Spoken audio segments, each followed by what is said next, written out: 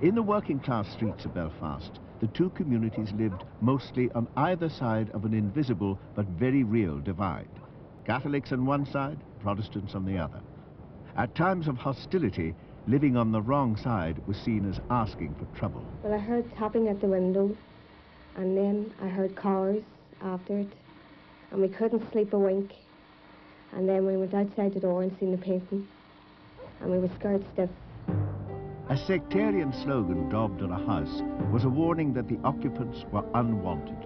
Most heeded the warning and moved elsewhere. Well, I think it's terrible things like this put on people's walls when they're not doing anybody any harm.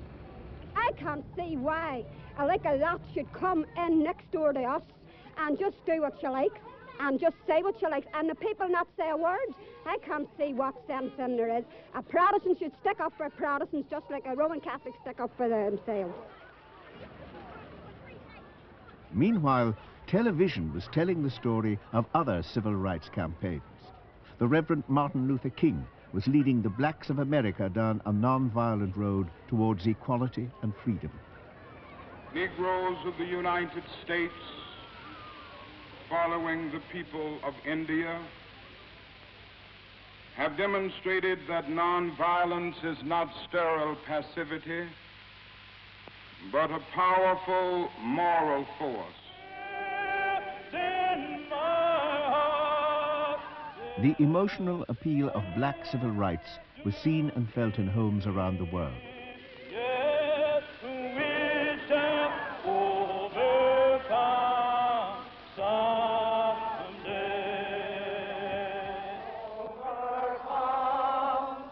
That powerful refrain was taken up by the Catholics of Northern Ireland.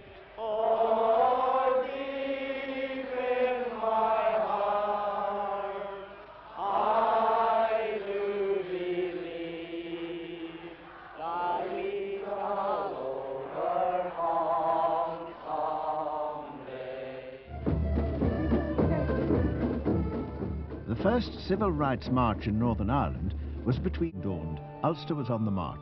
Catholics for civil rights, Protestants against change. On New Year's Day, a student march left Belfast on the long trek to Northern Ireland's second city, Londonderry. Loyalist opposition was present from the very beginning.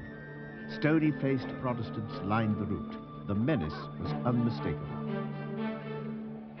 Several times the march was rerouted, but a predominantly Protestant police force did nothing to stop the students walking into a vicious ambush at Burntollett Bridge.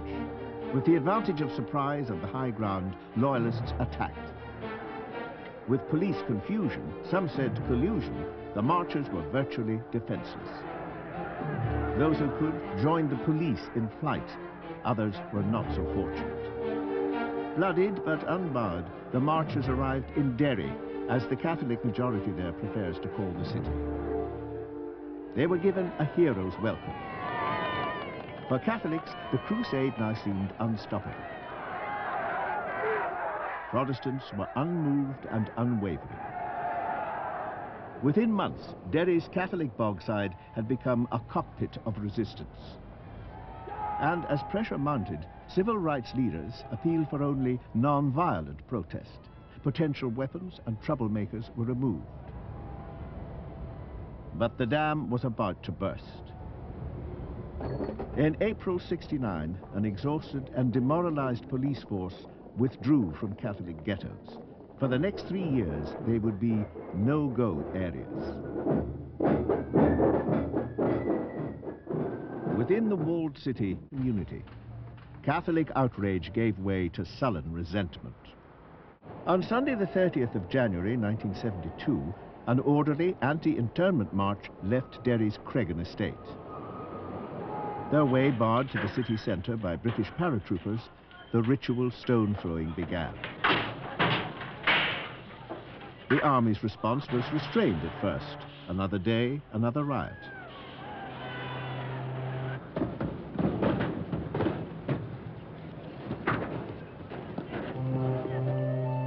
Then the first shot was fired.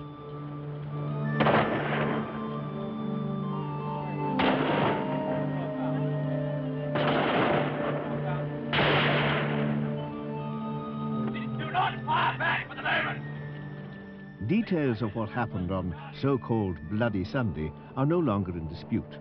Paratroops opened fire on an unarmed crowd. 13 people were shot dead. There have never been any criminal prosecutions.